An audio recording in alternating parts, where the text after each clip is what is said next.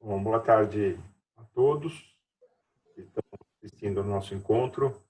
Eu queria agradecer o convite ao Portal de Boas Práticas da Fiocruz.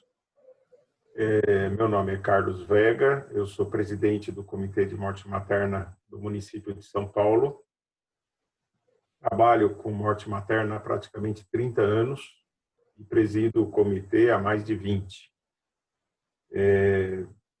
E, é claro, durante todo esse tempo, nós encontramos várias dificuldades que foram sanadas com o passar do tempo. E agora a gente tem uma vivência muito boa que a gente gostaria de compartilhar com todos vocês. Tá? Então, eu vou começar a minha apresentação.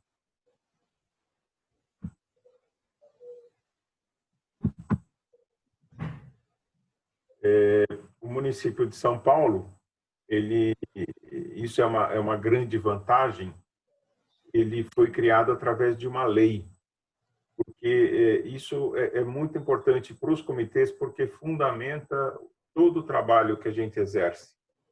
E a gente tem o respaldo legal para trabalhar em cima disso.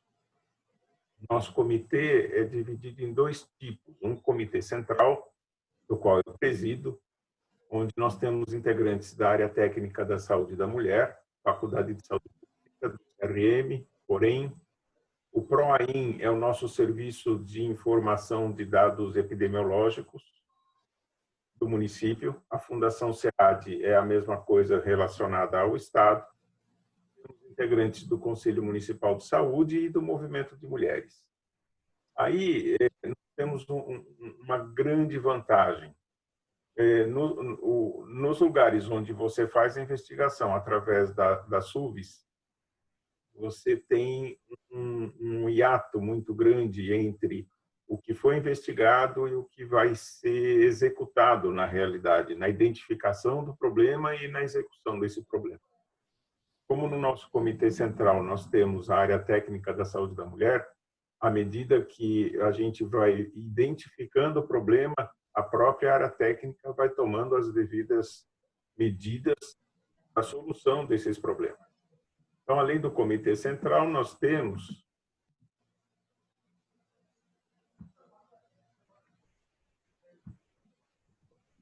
os comitês locais, que também têm integrantes da área técnica da saúde da mulher, uma vigilância de saúde local, fazem parte os hospitais de referência daquela área de abrangência, todas as unidades de saúde da região e do movimento de mulheres.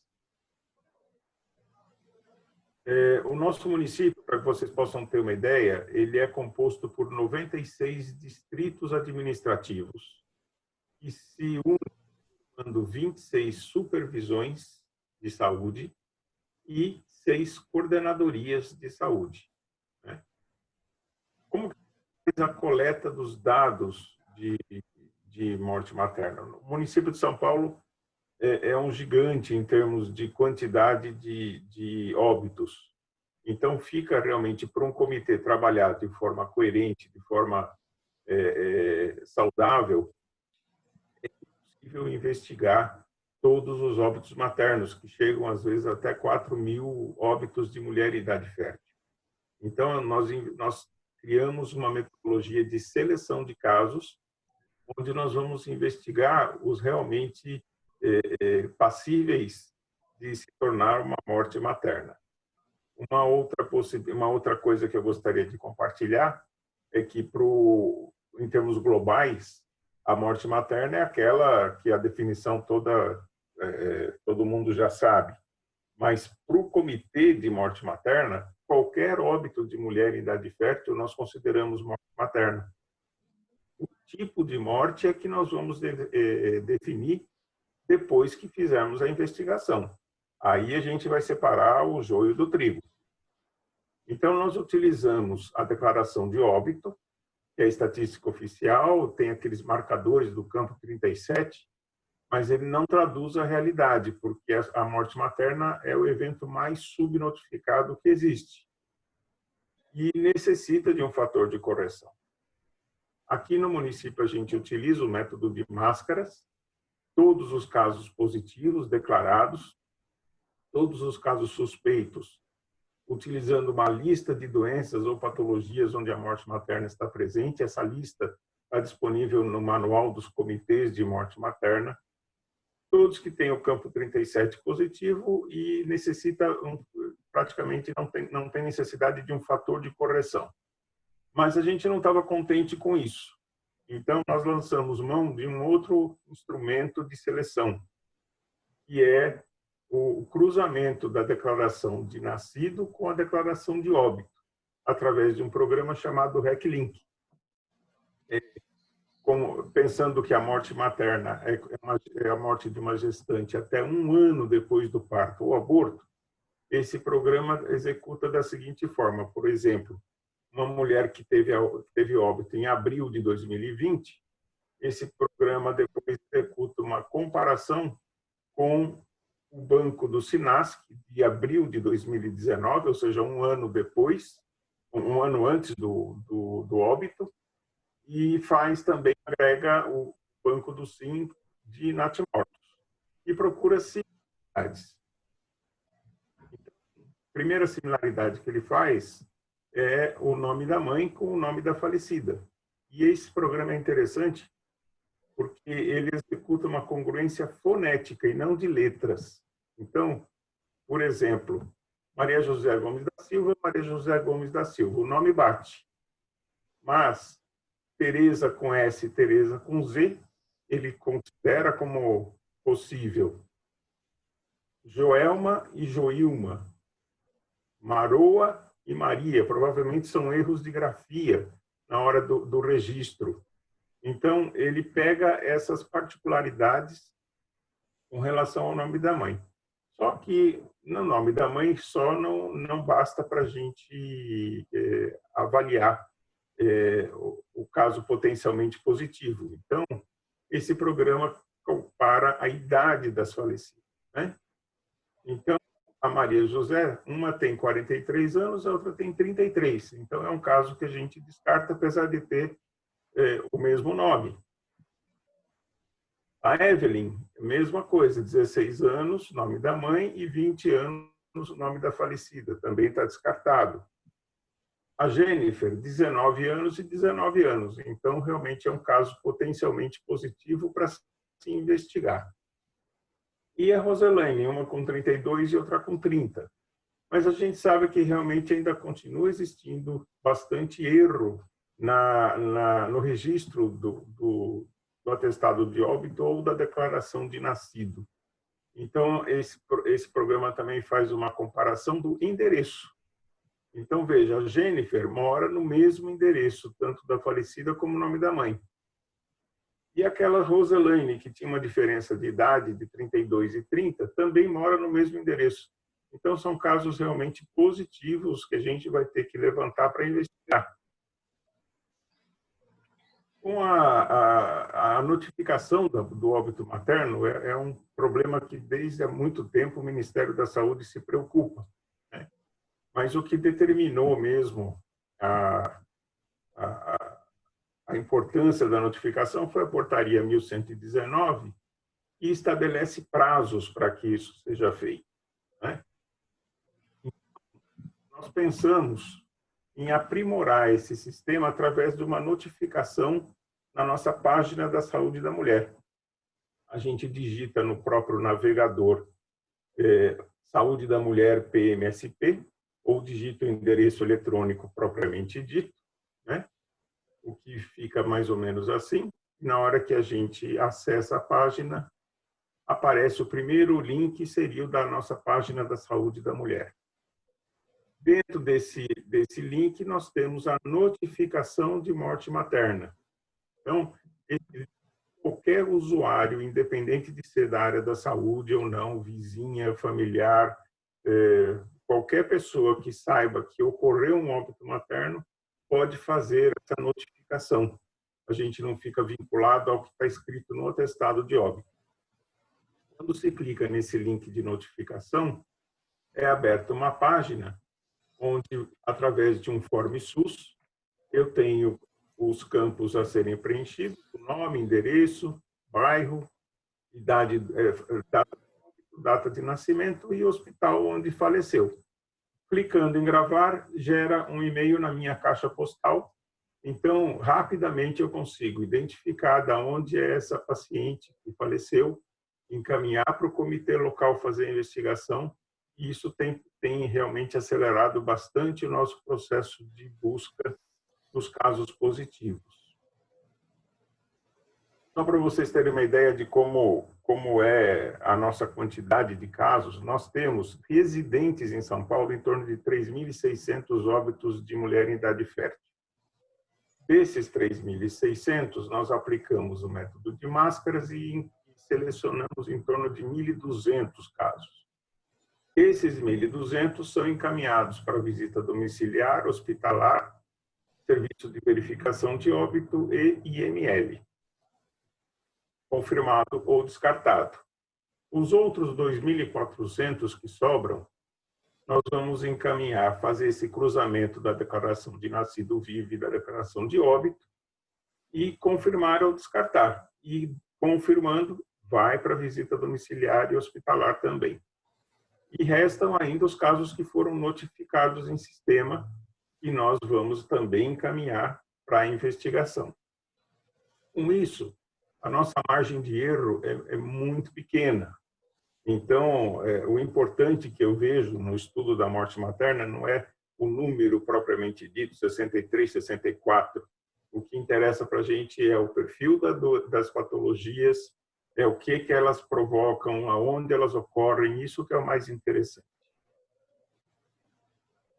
Quando temos casos positivos de residentes de outros municípios, nós realizamos a visita hospitalar, SVO e IML, e devolvemos o caso para o município de origem fazer a complementação do caso e fazer a alimentação do SIM.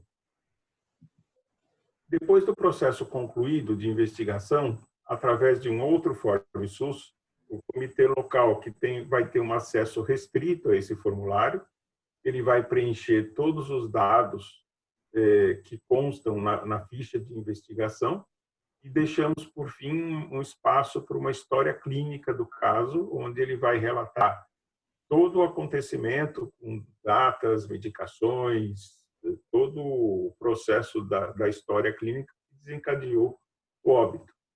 Esse Form SUS também gera um e-mail na minha caixa postal, onde eu faço a tabulação depois dos dados de acordo com a história que foi relatada. Aqui no município, quando nós fazemos o estudo, não adianta só contabilizar, a gente tem que saber realmente a quantas anda o nosso problema. Essa é a curva da razão de morte materna do município de São Paulo quando a gente avalia ano a ano. Eu gostaria que vocês prestassem atenção na irregularidade dessa curva, nós vamos falar um pouquinho mais para frente sobre isso, mostrando que não dá para a gente ter uma avaliação da tendência desse comportamento, né? Quando a gente faz a avaliação trienal, que é o que a gente vem fazendo há muitos anos, o processo fica mais fácil para a gente ter uma noção do que está realmente acontecendo com a morte materna no nosso município. O segundo passo é mapear esse problema. Aonde está acontecendo a morte materna? Aqui no nosso município, como eu falei, a gente tem as supervisões de saúde, são 26, e nós temos regiões com uma razão de morte materna muito baixa, abaixo de 20, comparadas a primeiro mundo, algumas outras intermediárias, e outras piores, acima de 80. Né? Então, isso mostra aonde nós devemos priorizar o nosso foco de atenção para a redução da morte materna. Quando a gente avalia por distrito, aqueles 96 distritos, o processo fica até mais minucioso, onde a gente pode identificar regiões que têm razões de morte materna acima de 100, e é lá que nós temos que dirigir todo o nosso arsenal para combater a morte materna. Fazemos também um geoprocessamento de acordo com a patologia. Então, a hipertensão arterial tem esse comportamento, essa distribuição no município de São Paulo, as hemorragias, a embolia pulmonar, assim como todas as outras patologias determinantes do óbito materno. Então, nós sabemos direitinho quais são os lugares onde nós temos que ter um foco de atuação maior.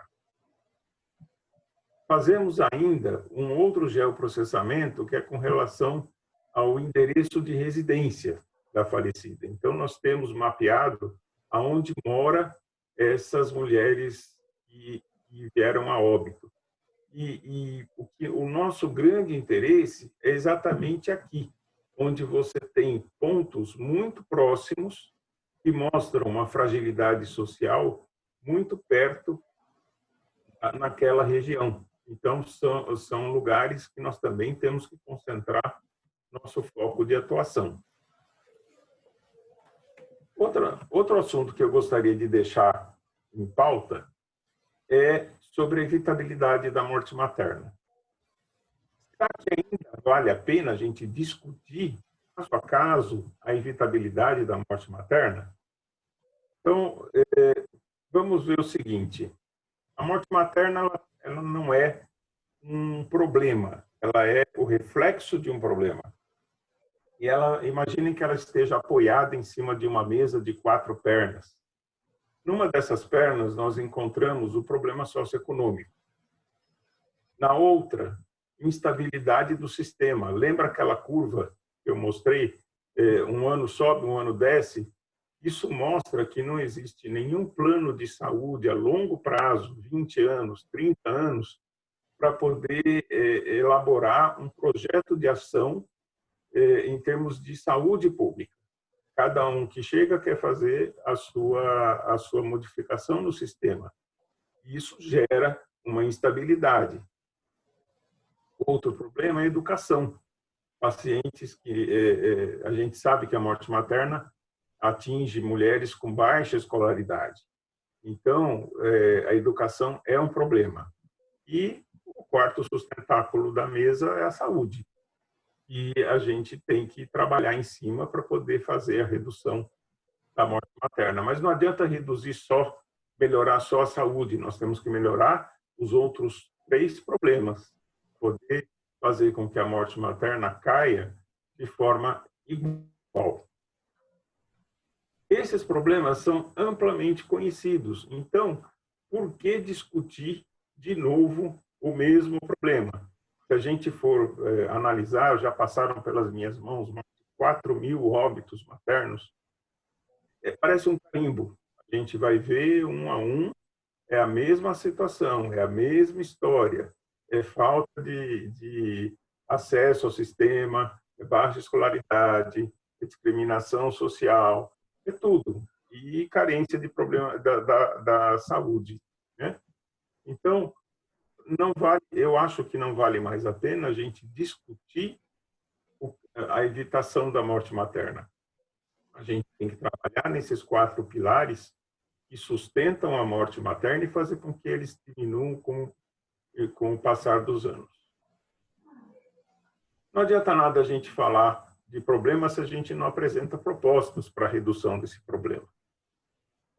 Primeira coisa, planejamento reprodutivo. Todos os países desenvolvidos reduziram drasticamente a morte materna através de planejamento reprodutivo, pegando as idades, os extremos da idade reprodutiva e fazendo com que o método seja utilizado.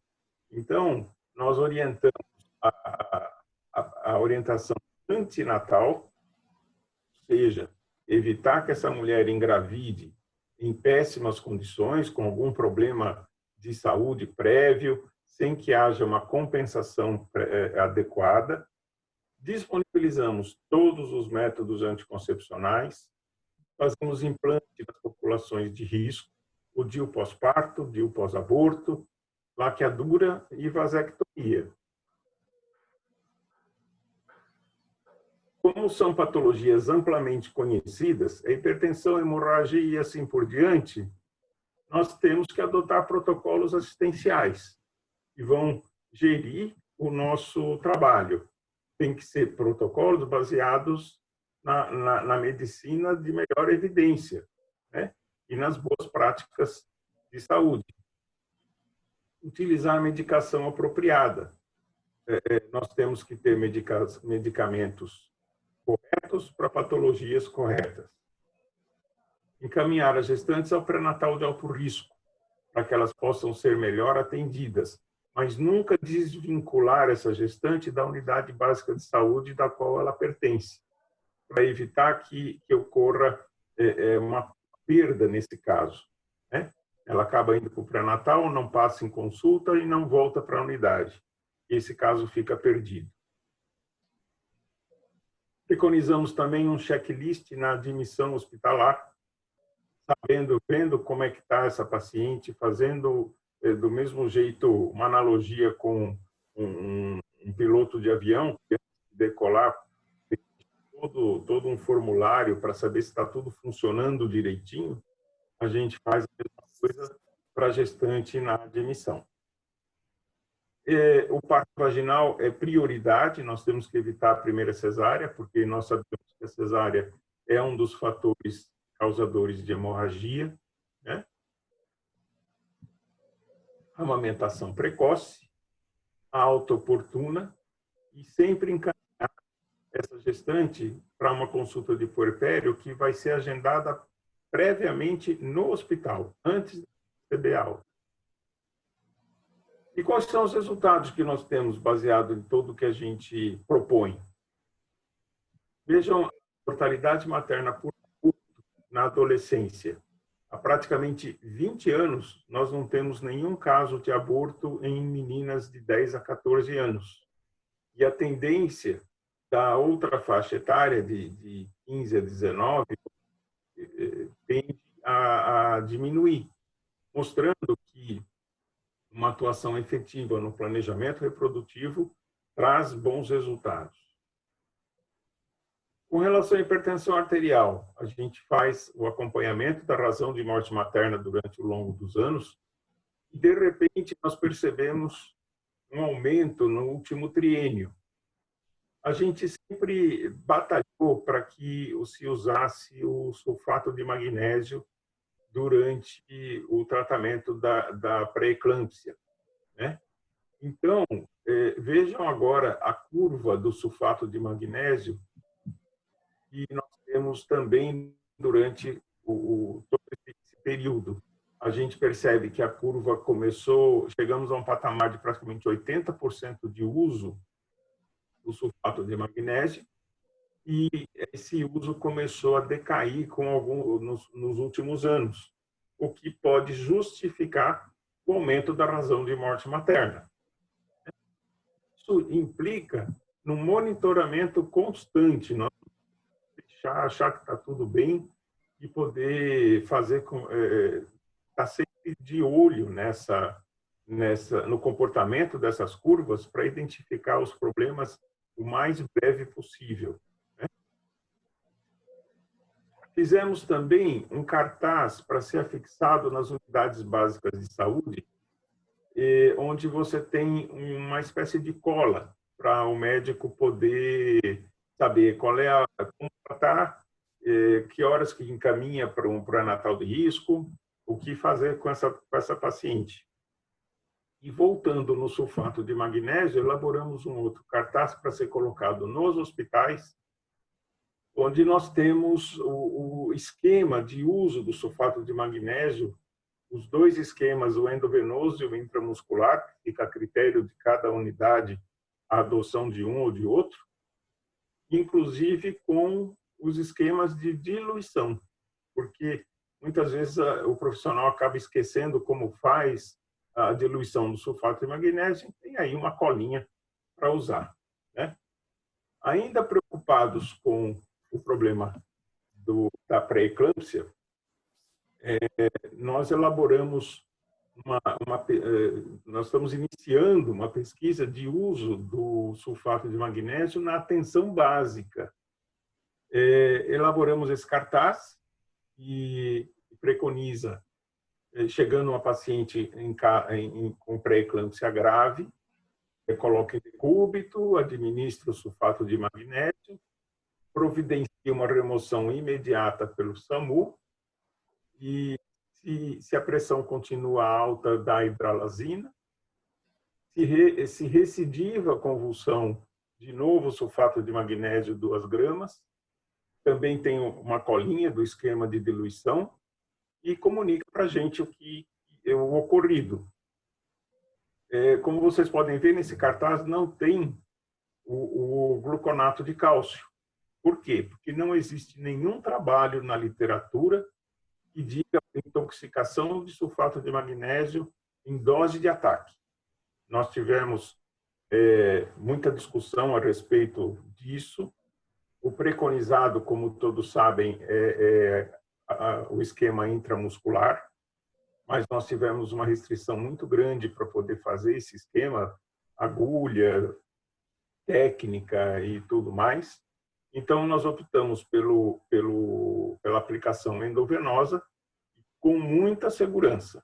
Esse programa foi instituído em agosto do ano passado e hoje nós já temos 12 casos de gestantes que chegaram com pré-eclâmpsia muito grave, fizeram esse esquema, foram para o hospital e tanto as mães quanto as crianças estão bem, o que justifica esse procedimento como redução das ocorrências de morte materna.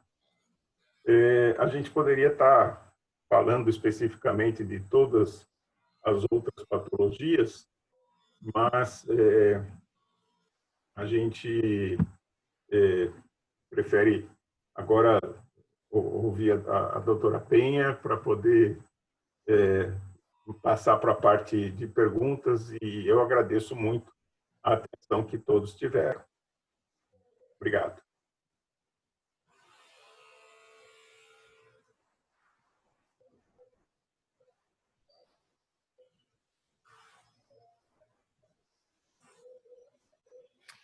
Boa tarde, eu sou Penha, sou médica obstetra da Secretaria Municipal de Saúde do Rio de Janeiro. Tenho uma passagem durante um bom tempo pela vigilância de óbitos, setor da Secretaria de Saúde, e hoje eu trabalho dentro da Superintendência de Maternidades. Então, hoje a minha apresentação é um pouco uma mistura dessas duas vertentes de atuação. Participo também do Comitê de Mortalidade Materna da cidade e vamos ver o que eu posso contribuir hoje aqui com essa apresentação e finalizando agradecendo também o convite pela participação aqui no portal. Vamos lá.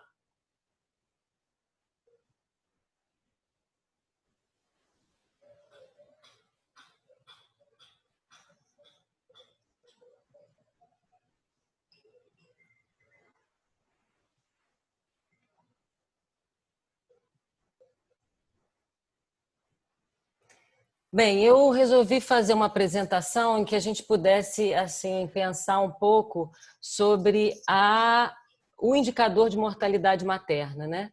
Então, durante muitos anos, e eu acho que ainda hoje, a mortalidade materna é um evento, né? E é um indicador importante de saúde, mas de uma forma invisível e mascarada. Então, eu trago essa frase aqui para a gente refletir no que tange a isso, né? O quanto que a gente precisa buscar essa informação para que essa informação seja mais fidedigna possível e a gente possa traçar as ações de saúde em cima desse dado mais real possível. O objetivo dessa minha apresentação é discutir a relevância da análise da mortalidade materna, falar um pouco da organização da vigilância dos óbitos maternos no município do Rio de Janeiro e também dizer o quanto que esse tema ele passou a ser uma estratégia prioritária para os vários setores da Secretaria Municipal de Saúde. Falar de mortalidade materna, a gente tem que voltar um pouco, e na verdade é o que a gente utiliza até hoje, a nossa lei orgânica, a lei do SUS, no entendimento da vigilância epidemiológica como um momento de você entender um conjunto de situações que permeiam aquele evento, né? Os fatores determinantes e condicionantes, individual e coletivo, para você poder recomendar medidas de prevenção. Então, na vigilância do óbito, a gente melhora os dados que ajudam na decisão, os dados do sistema de informação, né, para que você possa ter, né, subsídios na gestão da assistência. Então, é a vigilância que leva à ação. O tema mortalidade materna é um tema que, sem dúvida, pela magnitude, transcendência, vulnerabilidade e pelo compromisso nacional e internacional, ele é uma prioridade para a gente avaliar a saúde da nossa população, né? De uma população, enfim, de uma população de um determinado local. Eu quero colocar um pouco mais em evidência, né, a questão da transcendência, né, como que mortalidade materna, como que esse indicador, como que o evento, quando uma mulher morre por causa materna, tem uma importância política, social, cultural e técnica para nós, né? Assim, o impacto que essa morte causa na sociedade é de brutal importância, né? E para isso essa relevância do estudo da mortalidade materna, trazer os dados o mais fidedignos possíveis e poder traçar ações em cima desse dado. Enfim, mais um pouco sobre isso, né? Falando da relevância desse indicador, que já está claro para todo mundo. A gente sempre colocou isso dentro dos nossos fóruns de discussão, né? Dentro de todo o município, de todas as áreas, como que a vigilância do óbito é importante, né? No sentido de a gente galgar alguns degraus, né, até chegarmos aonde a gente quer, que é a prevenção da mortalidade materna. Então, a investigação que leva à informação, que define quais são os problemas e que também organiza intervenções para que a gente possa fazer a prevenção. A gente vem galgando, né, nós estamos subindo essa escada, nesses degraus, ora mais rápido, ora mais lentamente, mas sem dúvida a prevenção, a diminuição, isso ainda é um desafio para o nosso município e eu imagino que para o nosso país. Perdoe. Um pouco aqui do marco legal da vigilância do óbito materno, tanto a nível nacional e internacional, e aqui um pouco a nível municipal. Então, eu coloco a resolução nossa de 2007 da vigilância da mortalidade materna como um marco dessa mudança, né, de fluxo de trabalho que vem trazendo para nós uma agilidade nas investigações e promovendo um dado mais real possível. Eu falo de uma cidade de 6 milhões de habitantes, aproximadamente, de 6 a 7 milhões de habitantes, né, com uma densidade demográfica também importante, né? A gente tem dentro da nossa cidade áreas de planejamento, então a saúde no município do Rio de Janeiro é definida em 10 áreas de planejamento e essas áreas elas são organizadas, né, com todos os braços da Secretaria Municipal de Saúde. Enfim, então a gente também avalia por cada área de planejamento também. Eu falo também de um nascer no Rio de Janeiro, né, de forma importante dentro da Secretaria Municipal de Saúde. A gente tem os nascimentos SUS hoje, por volta de 90% dos nascimentos SUS são das unidades municipais de saúde do Rio de Janeiro. Então, a gente tem esse compromisso também da assistência da grande parte dos nascimentos SUS da cidade. A nossa vigilância epidemiológica, então, teve que se organizar desde daquela resolução que eu citei de 2007, no sentido de, como uma cidade muito grande, a gente teria que fazer várias comissões que a gente chama de comissões regionais de mortalidade. Então, cada área de planejamento tem o seu grupo que vai fazer a análise dos óbitos maternos a partir de todas as mulheres que morrem de 10 a 49 anos, buscando também todas as máscaras, buscando também todas as definições e articulações, né, com os sistemas na busca de quem são essas mulheres que que morreram e que tiveram seus bebês até 1 ano. Então, a gente tem a visita familiar, né, a investigação ambulatorial e a investigação hospitalar como mote, né, como sustentação de todas as investigações, e todos esses profissionais, todas essas organizações dentro de cada área de planejamento estão envolvidas na vigilância desses óbitos. Portanto, a gente tem em cada área de planejamento, que são 10, comissões regionais que investigam, analisam, promovem ações, inclusive de governabilidade local, né? E trazem para o Comitê Municipal de Mortalidade todos esse consolidado de casos, e o comitê, então, vai também se articular e promover ações dentro da governabilidade para a Secretaria Municipal de Saúde, né? Para o secretário ou secretária municipal de saúde. O Comitê Municipal de Mortalidade Materna do Rio de Janeiro é um comitê interinstitucional, ele não é só de pessoas da Secretaria de Saúde, então a gente tem, né, todas as instâncias de outros locais, como os conselhos científicos, como as universidades, né, e enfim, e várias pessoas da Secretaria de Saúde também. Esse slide eu quis mostrar o quanto que a gente avançou, né, desde 2006 e 2007 como a gente chama de descentralização das investigações de óbito. Hoje a gente investiga em torno de 90% das mulheres em idade fértil, né? E com isso a gente consegue um apanhado bem mais próximo do real. Um histórico breve, né, da vigilância do óbito materno no Rio de Janeiro. Em 2012, a gente começou o primeiro Comitê Municipal de Mortalidade Materna, que investigava isso de forma centralizada, né? Em 2005, já começamos a descentralização do SIM, do Sistema de Informação de Mortalidade, que foi importante para que a gente pudesse fazer a descentralização da investigação dos óbitos. A resolução, conforme eu falei, de 2007, que é um marco importante para nós. Atualizamos o Comitê de Mortalidade Materna em seguida, formamos o que a gente chama de grupo de trabalho dentro de cada área de planejamento.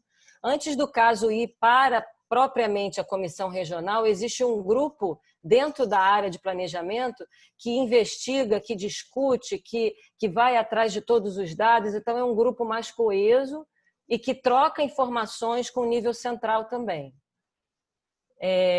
Nós, então, em 2010, conseguimos formar todas as 10 comissões regionais em cada área de planejamento.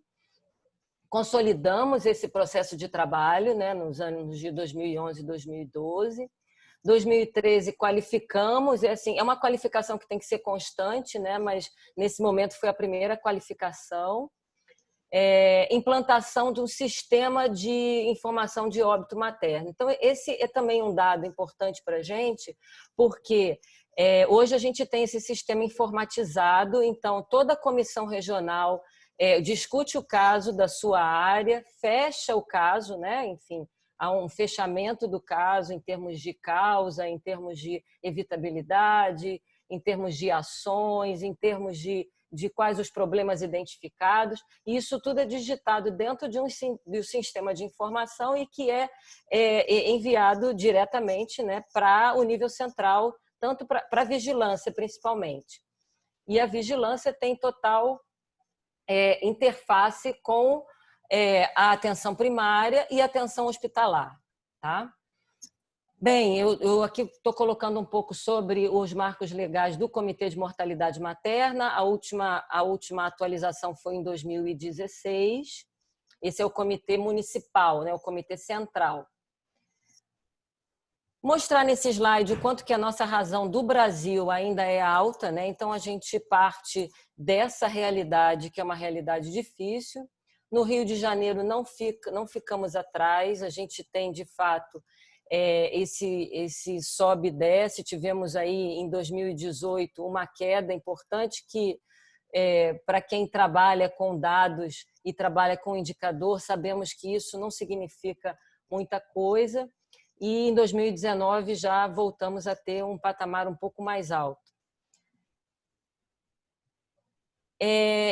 A gente fala de uma população, e é isso que a gente mostra também em todos os fóruns, né?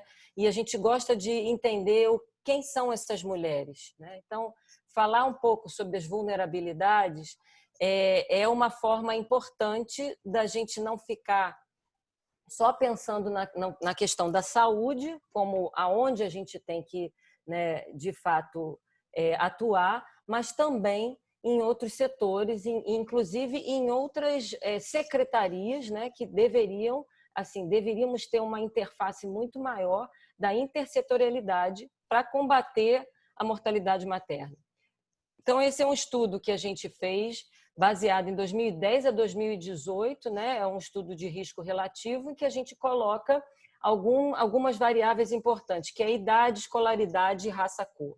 Então, quem são as mulheres que, de fato, morreram nesses 10 anos de avaliação? São mulheres, na maioria delas, ela tem um risco maior de morrer entre 40 e 49 anos, aquelas sem escolaridade ou com baixa escolaridade, e aquelas da raça cor preta.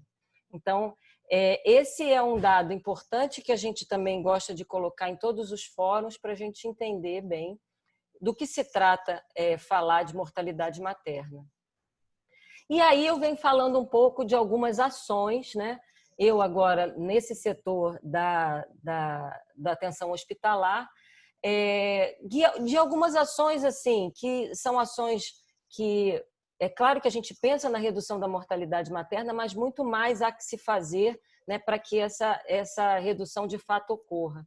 Mas o Cegonha Carioca trouxe para a gente, de fato, uma análise muito melhor, uma entrada muito maior dentro da própria atenção primária, né? As mulheres diminuíram a peregrinação, e podemos ter uma interface bem interessante junto da atenção hospitalar com a atenção primária, né? Então, assim, a Cegonha Carioca ela veio até mesmo se antecipando ao programa de Cegonha Nacional, e a gente conseguiu, com isso, ter todas as nossas referências, né? Então, toda mulher que começa um pré-natal numa determinada unidade básica de saúde, ela tem a sua maternidade de referência. Essa maternidade tem várias unidades de referência, e essas unidades de referência e essa maternidade, elas se articulam entre si. Elas têm encontros frequentes, em geral trimestrais, se discute os casos, se discute os problemas dentro daquela área, porque elas se organizam particularmente semelhante às áreas de planejamento. E várias ações, né? Eu enumerei aí algumas, várias ações a partir do Cegonha Carioca foram incrementadas ou implementadas, tá? Eu também coloco como importância a ampliação dos serviços das mulheres vítimas de violência sexual, que também é um tema de fórum muito importante dentro dos fóruns do Cegonha Carioca.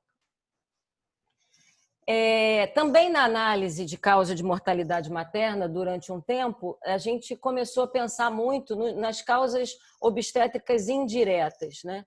Nós temos muitas causas diretas e a gente também promove várias ações do ponto de vista técnico, de protocolos técnicos atualizados, de capacitação dos profissionais, que é de forma permanente. Mas nos chamou a atenção em um determinado momento dos óbitos maternos indiretos. E aí a gente também partiu para uma ação um pouco mais conjugada à atenção primária e atenção hospitalar, no sentido das mulheres com comorbidades, né? Então, aumentamos a disponibilidade e oferta de métodos contraceptivos daquelas de risco reprodutivo. A gente tem isso ampliado na rede básica, mas a gente queria ter um olhar para aquelas mulheres hipertensas, diabéticas, que já na maternidade, na pós-parto, já se sabia desse risco, né?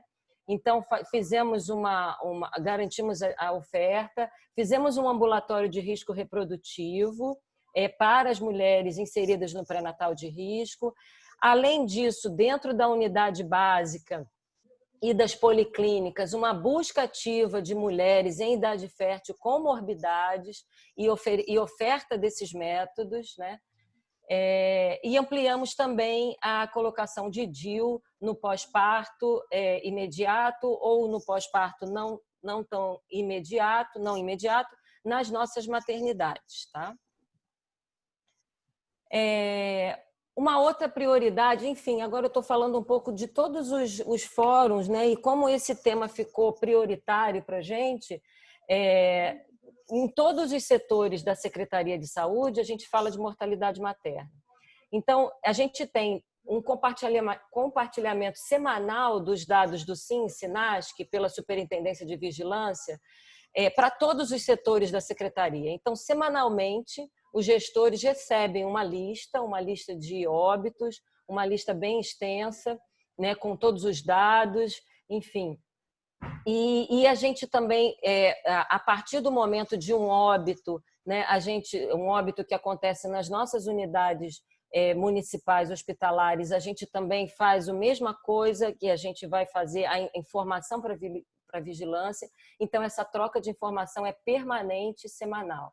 A gente faz esse monitoramento da razão da mortalidade, então, semanal, e apresentamos isso para as lideranças das unidades hospitalares.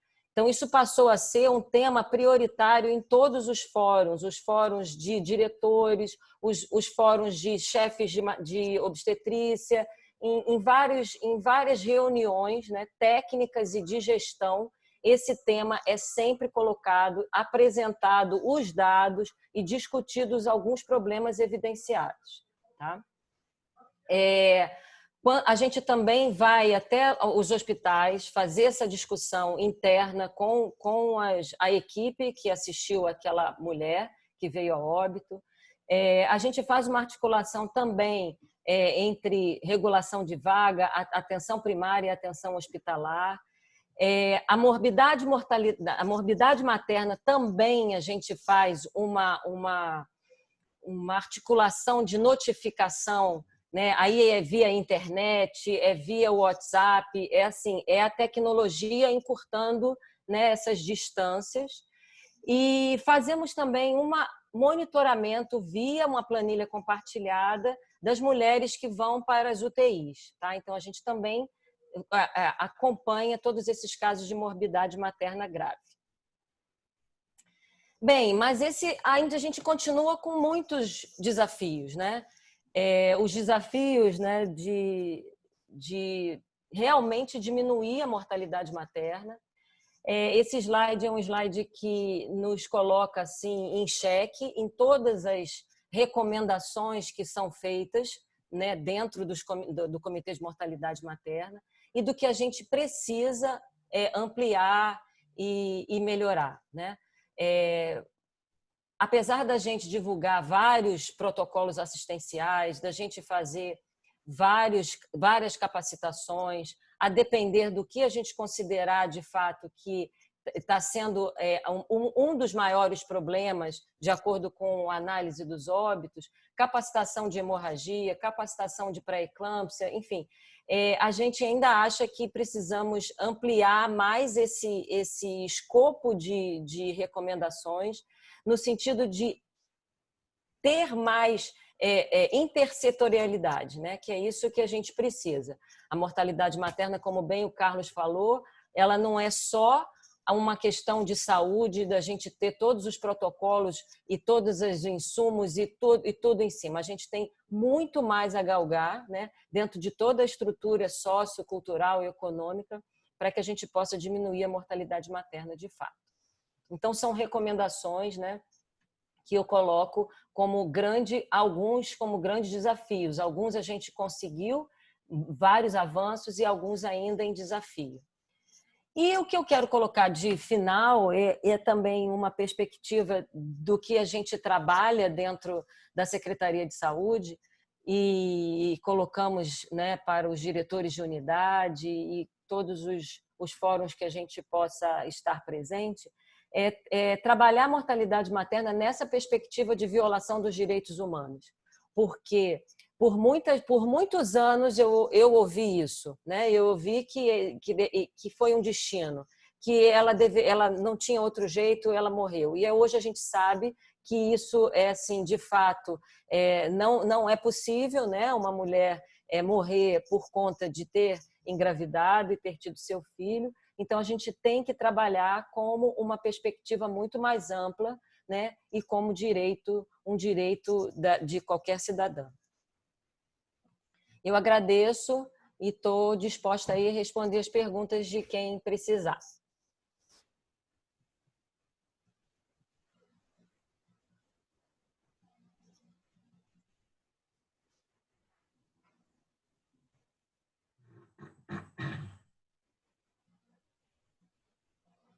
Podia passar, então, para a primeira pergunta, que veio da Lívia, de Belo Horizonte.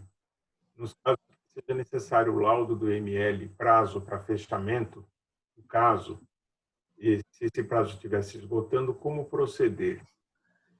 Aqui no município de São Paulo, eu acho que praticamente em Brasil inteiro, o IML se constitui como um grande problema de acesso à informação, principalmente porque não está vinculado à Secretaria da Saúde, sim à Secretaria de Segurança Pública.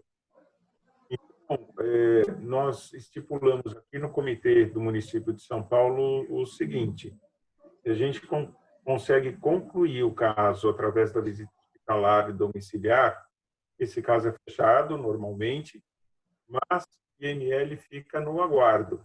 Se, quando esse caso retornar do IML, se a gente tiver acesso a outras informações que forem relevantes, de reabrir o caso, reclamificar, rediscutir, para colocar, fazer uma correção no sistema.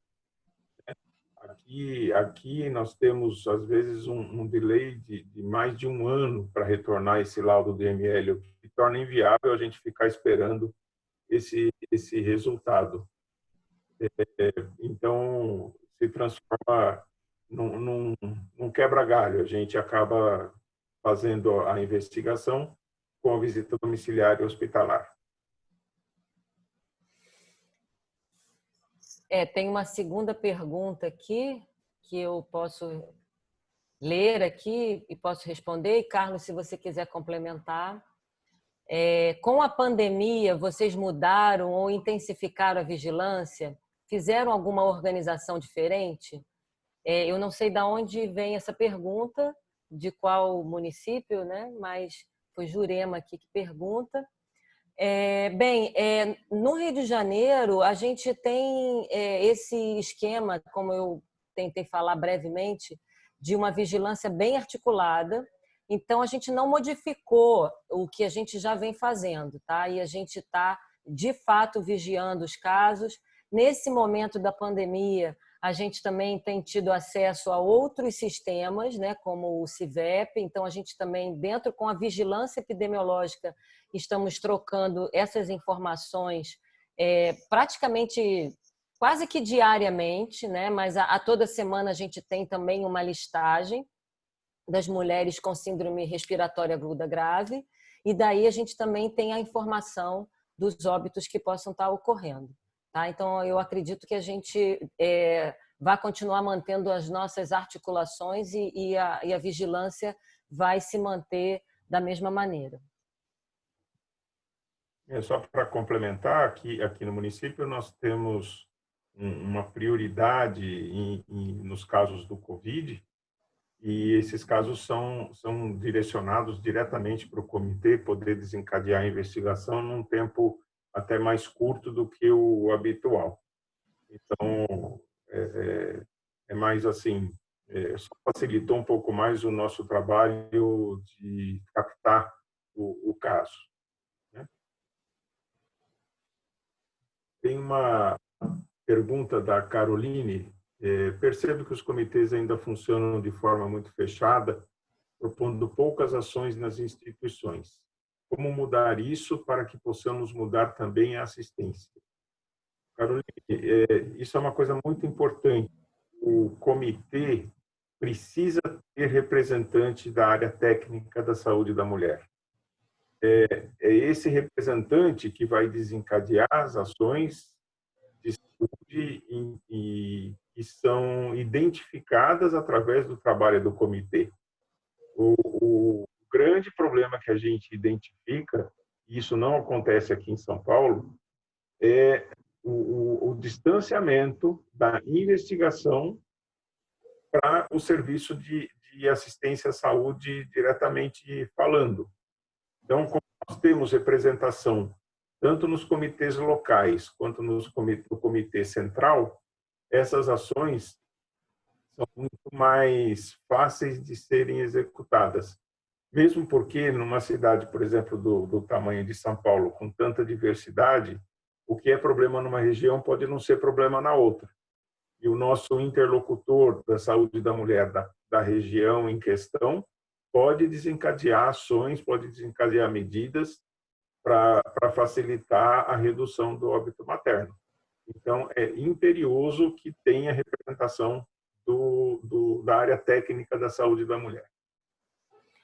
Eu também queria complementar, assim, um pouco na fala do Carlos. Nas nossas comissões regionais isso também acontece. Então, existe uma governabilidade local que já podem haver as ações. Eu também concordo que se você tiver uma vigilância bem estreita e bem ágil e que feche os casos de forma oportuna, e não é à toa que a portaria dá esses prazos, a gente consegue algumas intervenções num nível melhor, né? No meu caso, lá na Secretaria Municipal de Saúde do Rio, pela atenção hospitalar, a gente ainda vai diretamente no hospital para discutir aquela assistência local, né? E também propomos, dentro da atenção primária, que isso seja discutido também no local onde essa mulher fez o pré-natal. A gente está o tempo todo discutindo e passando essas informações. Então, eu acho que tendo uma vigilância bem ajeitada e oportuna, a gente consegue diminuir essas divergências. A quarta pergunta aqui, posso ler? Quais são as causas de maior incidência da mortalidade materna no Brasil? E se o perfil é diferente nas diferentes regiões do nosso país? É Denise que está perguntando. Sem dúvida, eu acho que a gente tem um perfil diferente. A gente tem um perfil diferente de uma região para outra, enfim, isso aí é notório. Mas eu acho que ainda existem, pelo menos no município do Rio de Janeiro, ainda existem 3 causas que eu acho que também permeiam o Brasil como um todo. Às vezes uma causa pode ultrapassar a outra, enfim, que é a hipertensão, que é a hemorragia e que é a infecção.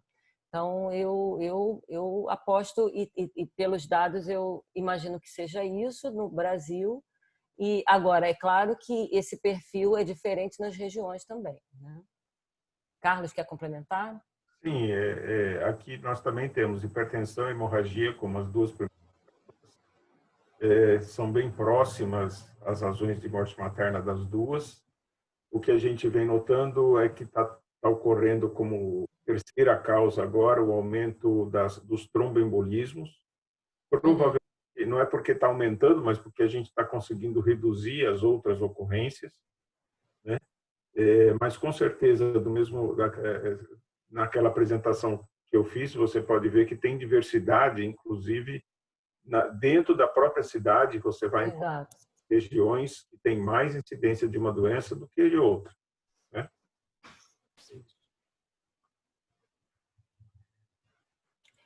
A Ah, próxima pergunta é: vocês fazem também vigilância dos casos de near miss? Consideram isso importante? Ana Cíntia que está perguntando. No Rio de Janeiro, na minha apresentação, eu só não coloquei nesse nome near miss, a gente chama de morbidade materna grave. Nós fazemos praticamente os mesmos critérios de near miss, né? Através da planilha compartilhada das mulheres que foram internadas em CTIs. Então, a gente tem, dentro de cada CTI nosso, municipal, uma pessoa responsável que vai alimentar essa planilha com os dados de todas as mulheres gestantes ou puérperas que venham a ser internadas nessas unidades. E com isso a gente consegue fazer um mapeamento desses dados e acompanhamento, né, do caso em si, né? E depois a gente apresenta esses casos também. aqui Carlos, no quer falar município alguma coisa? conseguimos fazer esse mapeamento do near miss, porque praticamente em todos os trabalhos que nós lemos sobre o assunto, as conclusões de causas de morte materna são praticamente as mesmas. E eu entendo que a função do NIRMIS é identificar possíveis tratamentos que devem ser feitos para evitar que essa morte ocorra. O que aconteceu com essa mulher que sobreviveu e não aconteceu com outras mulheres que vieram a falecer? E até hoje eu ainda não encontrei nenhum trabalho consistente que pudesse determinar um protocolo de assistência, alguma coisa nesse sentido. Mas a nossa capacidade de investigação ainda é muito restrita, dada a quantidade de ocorrências de morte de mulheres de idade fértil aqui no nosso município. Carlos, se você permitir eu complementar rapidamente, eu concordo com você. Eu acho que o que é bom no NIR-MIS, na morbidade, é de fato entender o que se faz para que não ocorra. Mas, de uma maneira geral, quando a gente avalia esses dados, a gente também tem na verdade, uma sensação, né, pelo menos alentadora, de que várias mulheres se salvaram, sabe? Sim, Então, isso é concordo. muito importante, inclusive para o gestor, para quem está na assistência, né? Mas a gente também precisa, né, de um CTI, o que a gente não tem na nossa cidade, né? Onde os intensivistas tenham uma clareza maior da gestante, da puérpera, porque é uma fisiologia diversa. Então, eles se esforçam, mas acho que a gente precisa ter um grupo, né, um pouco mais especializado, né, para esse momento da mulher. Sim, concordo com você. Traz um certo alento Uhum. no nosso trabalho, né? Isso. Próxima pergunta da Rosa. Gostaria de saber a opinião dos palestrantes sobre a evitabilidade da morte materna diante do Covid-19. Na realidade, é o seguinte: já é comprovado que o Covid-19 é muito mais letal em pacientes portadoras de comorbidades. Então, é claro que se você identificar essas comorbidades de uma maneira precoce e puder ter uma atuação direta no controle dessas doenças, é claro que a chance dessa paciente vir a óbito vai ser menor, né? Eu acredito que é mais no sentido de você cuidar melhor da sua gestante para que ela não desenvolva fatores de risco para ser mais um caso de morte por Covid.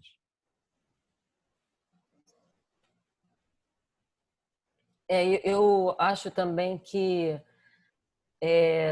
a gente também tem que avaliar o que a gente falou aqui, né? O contexto social, o contexto das vulnerabilidades.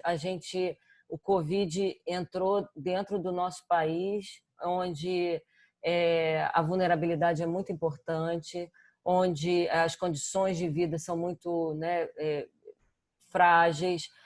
onde a gente já sai de um patamar alto de mortalidade materna, né? Então, assim, a gente ainda precisa estudar bastante o que está acontecendo em relação à Covid e gestação aqui no país.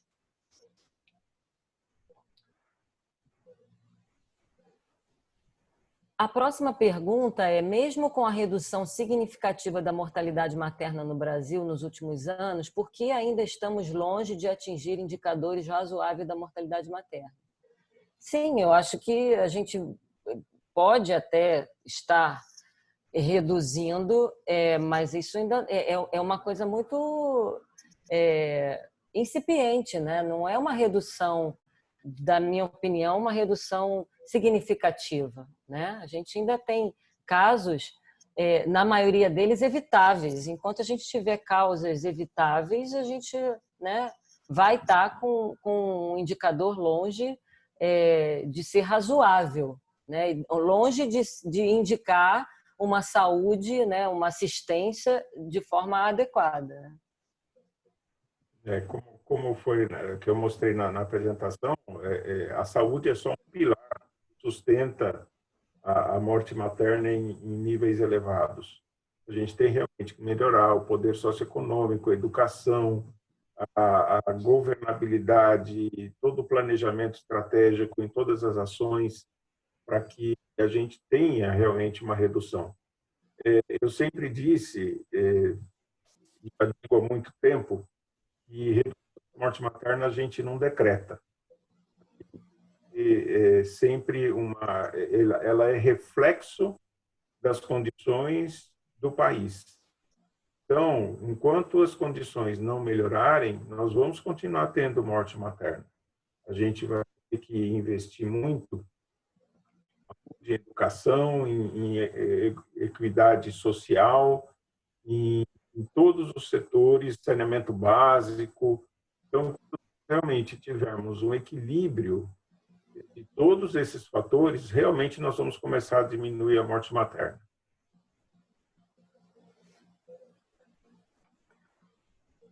A próxima pergunta é: gostaria de saber a opinião dos palestrantes sobre por que estamos tendo tantas mortes maternas no Brasil por Covid-19. Isso não foi observado em outros países, certo?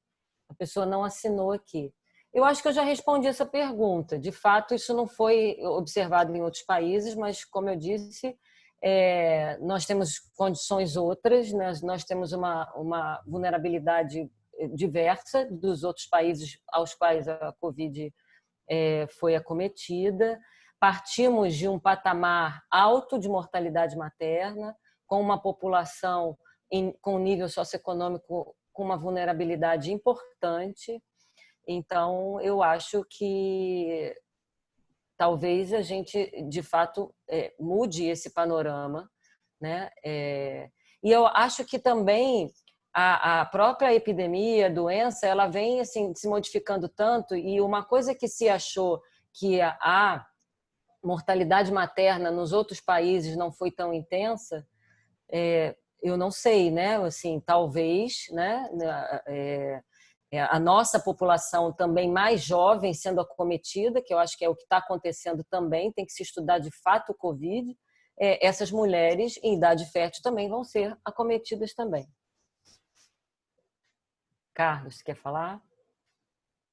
Eu acredito que seja isso mesmo, mas nós ainda estamos numa fase muito delicada da pandemia. Não dá para avaliar o efeito do Covid-19 em cima das nossas gestantes.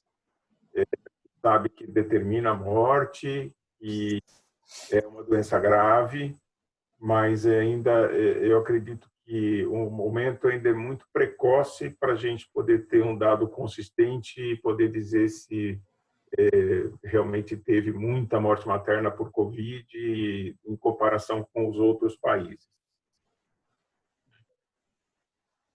Uma próxima pergunta da Clarice. Sempre vejo falas sobre morte materna e qualidade do pré-natal. No entanto, as mortes maternas por hemorragia, infecção, aborto estão muito mais relacionadas ao manejo dentro das maternidades no momento do parto. Poderia falar sobre isso? Sim, Clarice, o que acontece é o seguinte, na realidade, o que a gente observa é que tudo começa no pré-natal. Antes do pré-natal, na realidade, antes da mulher engravidar.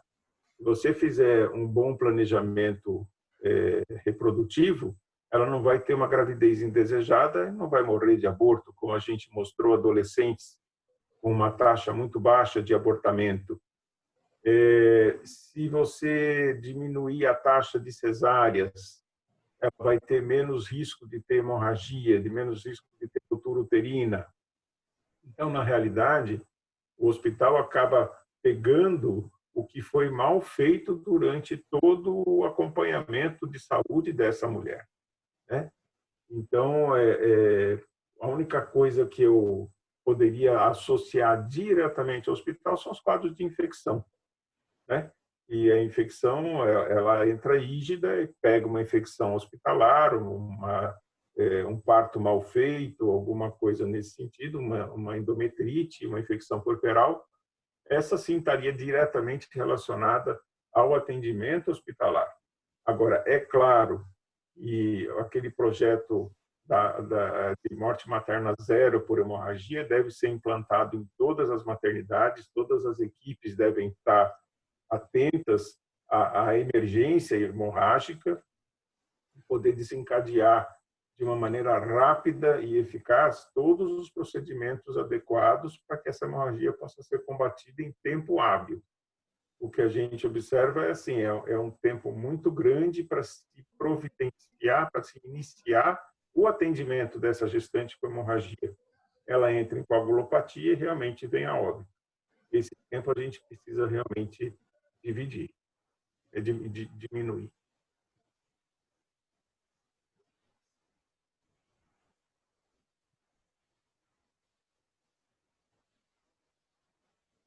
Bom, a próxima pergunta queria saber os números de morte materna do Covid-19 e morte materna não Covid-19 em São Paulo e no Rio de Janeiro em 2020. Estão com esses números ou continuamos dependendo de contar as notícias dos jornais? Sônia, é o seguinte, como eu falei, é um momento ainda muito precoce para a gente poder contabilizar isso, porque nós dependemos de exames de laboratório para confirmar o Covid ou não. O que eu posso adiantar, nós tivemos aqui no município de São Paulo 6 óbitos de mulheres residentes determinadas pelo Covid-19 na última avaliação que a gente fez. É claro, cada dia chega vários casos para a gente providenciar a investigação, mas desses 6 casos, 2 ainda não tiveram a confirmação laboratorial, apesar de serem síndrome de desconforto respiratório agudo. Então, eu acho ainda muito precoce a gente falar de números ainda na vigência da pandemia. Eu, pelo município do Rio de Janeiro, também falo mais ou menos a mesma coisa. Assim, a gente, em geral, no ano vigente, a gente não dá esse dado assim tão precocemente. Temos a questão da Covid. Eu posso dizer, como eu disse na minha apresentação, que a gente tem o monitoramento semanal dos óbitos que acontecem, mas esses óbitos precisam ser razoavelmente melhor investigados, né? Enfim, então eu não vou te dar esse número agora, até porque esse número ele ainda está sendo avaliado, todos os casos estão sendo reestudados, todos os casos de Covid, mortalidade materna, mulheres grávidas ou puérperas que morreram por Covid, não necessariamente ainda classificadas como mortalidade materna, devem ser avaliadas, estão sendo avaliadas. Então, eu acho que ainda é muito precoce para a gente dizer isso. Mas a vigilância está a toda prova, enfim, fazendo tudo o que pode para ter esses dados o mais rápido possível. Próxima pergunta da Simone, de Brasília. Como vocês têm trabalhado com os movimentos sociais na atuação dos comitês de morte materna? Como você viu no começo da apresentação, o Conselho Municipal de Saúde e o Movimento de Mulheres fazem parte integrante do nosso comitê. Tem poder de voto, tem todo a participação que qualquer outro membro tenha direito. Então, a gente utiliza esses movimentos sociais como ajudantes no trabalho que deve ser feito nas regiões periféricas da cidade, nas mais carentes, em termos de tentar melhorar a qualidade de assistência que essas gestantes vão ter. Eu, pelo Rio de Janeiro, no nosso comitê de mortalidade, a gente tem várias instituições não governamentais, né, que fazem parte do nosso comitê. O próprio Conselho Municipal de Saúde, sem dúvida, é uma instituição que vem, né, do usuário, mas nós temos outros movimentos, movimento da saúde da população negra, movimento das mulheres, várias outras instâncias que participam do nosso comitê.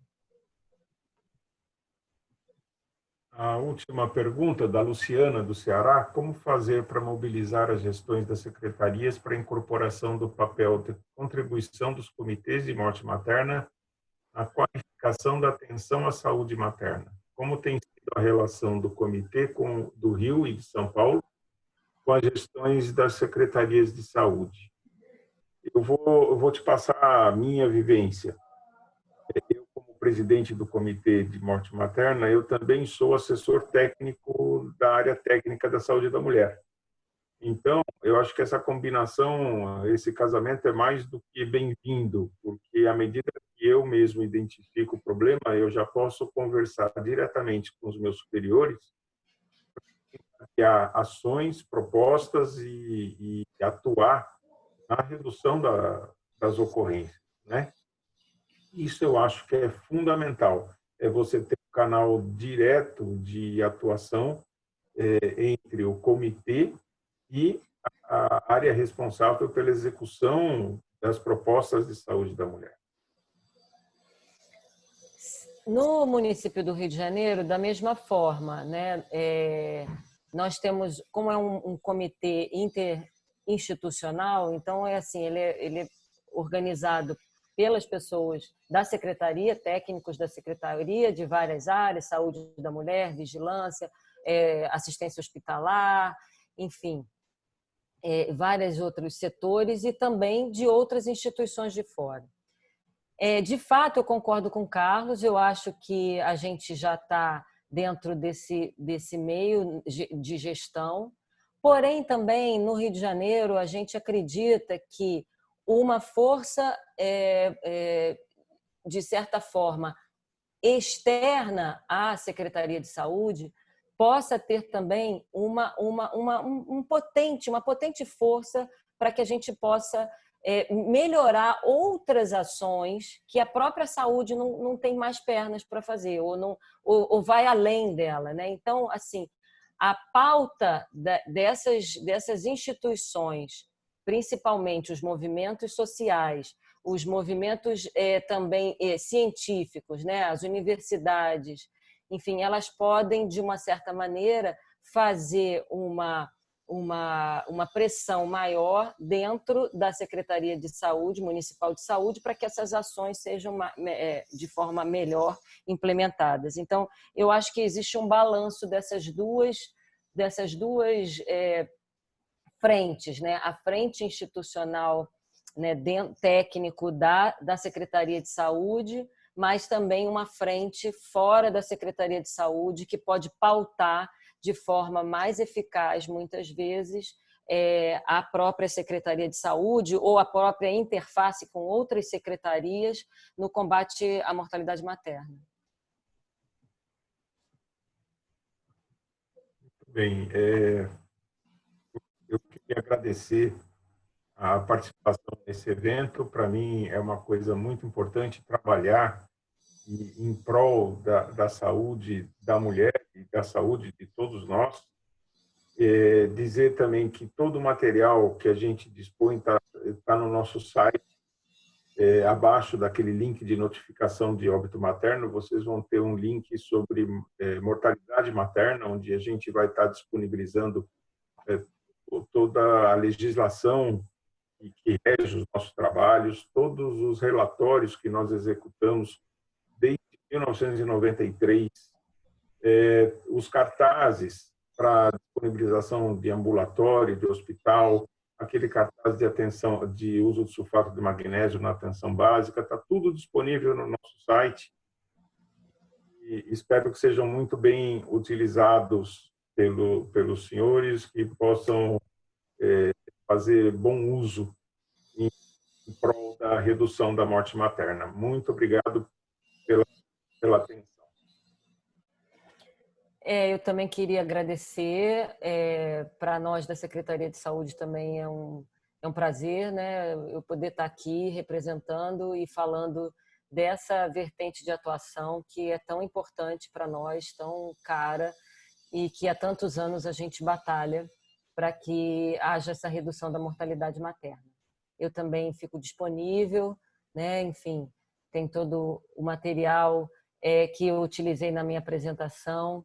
Eu acho que a vigilância do óbito é um tema muito importante, um tema importante para todos que trabalham na gestão, porque é um indicador de suma importância para a saúde, e a vigilância do óbito tem, de fato, né, uma interface muito importante com a saúde da mulher, e a gente pode ter várias ações desenvolvidas a partir dela. Eu agradeço. Até uma próxima ocasião.